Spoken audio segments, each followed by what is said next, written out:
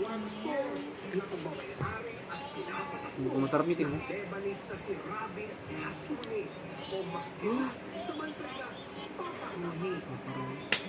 Bukod daw sa napakasarap ng paninda nito, natatangi daw ang advokasya ni Papa Rocky. Ito ay ang magpakain ng libre sa mga can't afford.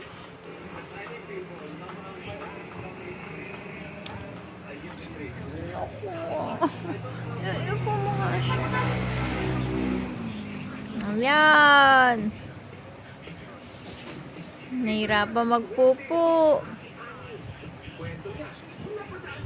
Tigas ata ang pupo.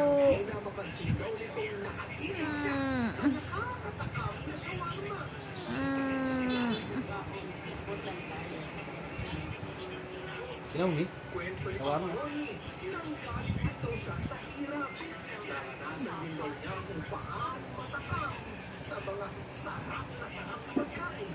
Di ano mo nga, ayos mo nga siya. Hawak mo sa kanya.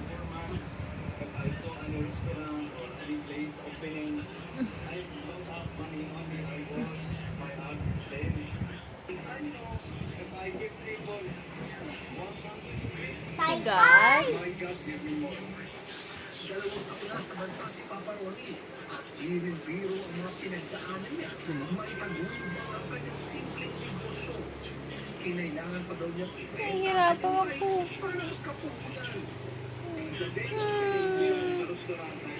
Tigas pupo mo na.